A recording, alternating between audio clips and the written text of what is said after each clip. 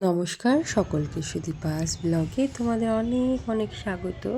তো সবাই কেমন আছো? আশা করছি সবাই ভালো আছো, আমরাও ভালো আছি। সকালে খুব সুন্দর রোদ উঠেছিল, আমি ছাদে গিয়েছিলাম ফুল তুলতে। আর এখন সৃজন উঠে গিয়েছে, ঘর দুয়ারের জন্য পরিষ্কার করে নিচ্ছি। আর এইদিকে বড়মশাই দেখো কেমন খাওয়া দাওয়ার প্রস্তুতি করছে আমাদের রুটির প্রস্তুতি চলছে। লুচি খাবো না, লুচি খেয়ে গ্যাস অম্বল হবে, লুচি মাঝে মধ্যেই খেতে হয়। এখন বড়মশাই আটা মেখে দিচ্ছে, আর এখানে আলু কেটে নেব। তো সকালবেলা ঘুম থেকে উঠে বেশিরভাগ দিনই আমি একবারে রান্না করি, কারণ সৃজন ছোট, অনেক কাজ থাকে, নানান অনেক সমস্যা থাকে, যে কারণে একবারেই রান্না করার চেষ্টা করি, মাছ থাকলে বাজার থাকলে। তো আজকে বড়মশাই বাড়িতে ছিল, ও বলছে যে আলুর দম আর রুটি করো। আমি বলছি কি না, লুচি আর সাদা আলু তরকারি করব।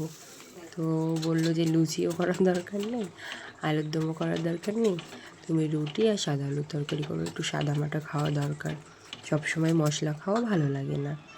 তো সৃজনের জন্য ঝাল অল্প দিই, সাদা মাটাই একেবারে হয়েছে আমাদের তরকারি। সবাই এরকম নাও পছন্দ করতে পারে, কিন্তু আমাদের বেশ ভালোই লাগে। তো গরম গরম রুটি ভাজা সকালে কমপ্লিট। সৃজনের জন্য বললামই তো ঝাল দেয়নি সেরকম। তো সৃজন খেয়ে নিচ্ছে, এদিকে সৃজনের বাবার খাওয়া দাওয়াও প্রায় হয়ে গেছে। গরম গরম রুটি আমিও 2 পিস খেয়ে নেবো, আমার রুটি সেরকম একটা ভালো লাগে না, খেতে হয় তাই খাই। তো আজকে এত সুন্দর রোদ উঠেছে, আর এদিকে বাজারঘাটও নেই, করতে গেছেন শাশুড়ি মা। তো আমি ভাবলাম এই ফাঁকে অনেক কাছাকাছি করে নেওয়া যাক, সুন্দর মেঘ, যেরকম আর কি দুর্গাপুজোর সময় থাকে সেরকম মেঘই করেছে। তো এটা অনেক দিন আগেকার ভিডিও, এখন তো প্রচুর বৃষ্টি হচ্ছে, ভালো লাগছে না। এই রোদ্দুরটা দেখে এখন ভালো লাগছে, কিন্তু তখন ছাদে গিয়ে গা পুড়ে যাচ্ছিল রোদ্দুরে। তো হাওয়াও ছিল, তবুও ভেবেছিলাম নিচ থেকে একটা গামছা বা ওড়না নিয়ে গেলে ভালো হতো, মাথায় দিয়ে নিতাম, কারণ অসম্ভব রোদের তাপ।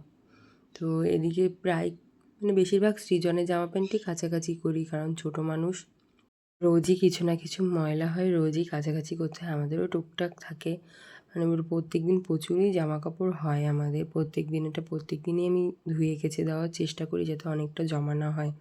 তো সৃজনের বাবার খাওয়া দাওয়া হয়ে গেছে, তো ওরা দুজন নিচে বসে খেলা করছে। ও একবার সৃজনের গায়ের উপর উঠবে, সৃজন একবার ওর গায়ের উপর উঠবে। আমি কাচা ধোয়া সব কমপ্লিট করে এদিকে সকালবেলা একটু ঠাকুরকে ভোগ নিবেদন করলাম। এই যে আমার প্রভু, আমার মহাদেব, উপরে তো মন্দির আছেই তোমরা জানো, তারপরেও আমি ঘরে ঠাকুর রেখেছি, কারণ আমার মনে হয় কি, আমার ঘরে একটু ঠাকুর না থাকলে ঘরটা ফাঁকা ফাঁকা লাগে। তো বাজারঘাট চলে এসছে, এগুলো হচ্ছে পেঁচি কাঁকড়া, ছোট ছোট কাঁকড়া, বাজার থেকে কাঁকড়া নিয়ে এসছে। সৃজন খুব আনন্দ পেয়েছে কাঁকড়া দেখে, ওকে দড়ি বেঁধে দিতে হবে কাঁকড়ার সঙ্গে, তো দিয়েছে। ও নিয়ে সারা ঘর ভরে টেনে নিয়ে বেড়াচ্ছে। কাঁকড়া কি হাঁটবে, ও কাঁকড়াকে টানছে জোরে জোরে, আয় আয় আয়। তো আজকে রান্না হবে কাঁকড়া, আর এদিকে হচ্ছে তেলাপিয়া মাছ রান্না করব। তো বড়মাসের তেলাপিয়া মাছ সেরকম ভালো খায় না, ও ভালোই লাগে না ওর আর কি, ওর জন্য একটুখানি কাঁকড়ার ঝাল করব। তো কাঁকড়া অনেকে অনেক রকমভাবেই রান্না করে খেয়ে দেখো, খেয়ে থাকো আর কি। অনেকে টক দিয়ে খায় আমি শুনেছি, আবার অনেকে নারকোলের দুধ দিয়ে রান্না করে, আদা জিরে বাটা দিয়ে শুকনো শুকনো করে, বেশ ভালো লাগে, চিংড়ি মাছের মালাইকারির মতন। আর আমি করব আজকে পেঁয়াজ রসুন সব কিছু দিয়ে, মশলা দিয়ে ভাপা ভাপা মাখা মাখা করব। তো আমাদের কাঁকড়া অলমোস্ট ডান। আজকে বেশি কিছু রান্না করিনি, অল্পই রান্না করেছি, কাঁচকলা দিয়ে আলু দিয়ে তেলাপিয়া মাছ, আর এদিকে হচ্ছে এটা চাল কুমড়ো দিয়ে ডাল, শুকনো শুকনো করে করেছিলাম, কারণ চাল কুমড়ো সেরকম একটা খুব ভালো খায় না। আর এদিকে আমের চাটনি করেছিলাম, সৃজনের জন্য মাছ তুলে রেখেছিলাম। তো দেখতে থাকো সৃজনের দুষ্টুমি। এই যে কাঁকড়া রান্না করেছিলাম, এই যে এটা ছেলে কাঁকড়া না মেয়ের কাঁকড়া, আমি তো কাঁকড়া ভালো চিনি না, আমার হাজবেন্ড চেনে আর আমার শাশুড়ি মা চেনে। তো দেখি আমার ছেলের রিয়াকশান কি হয়। এটা জেলি টাইপের, নে বাবা খেয়ে থাকতো। এবার এদিকে তাকা, কেমন হয়েছে, এদিকে তাকিয়ে বল কেমন হয়েছে। খাওয়া দাওয়া কমপ্লিট, আর এদিকে সৃজন ঘুমিয়ে পড়েছে। আর এটা হচ্ছে আমার দাদা আর বৌদি, ওদেরই বিয়ে সামনে, তো তোমরা সব কিছুই দেখতেও পারবে, জানতেও পারবে।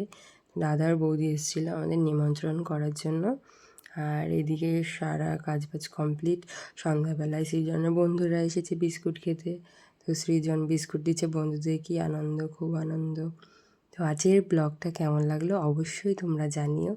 ভালো লাগলে অবশ্যই লাইক, কমেন্ট অ্যান্ড সাবস্ক্রাইব করে পাশে থেকো আমার ছোট্ট সৃজনের ছোট্ট ছোট্ট দুষ্টুমি দেখতে দেখতে। তোমরা কেমন এনজয় করছো অবশ্যই জানিও। টাটা, বাই বাই, সবাই ভালো থেকো।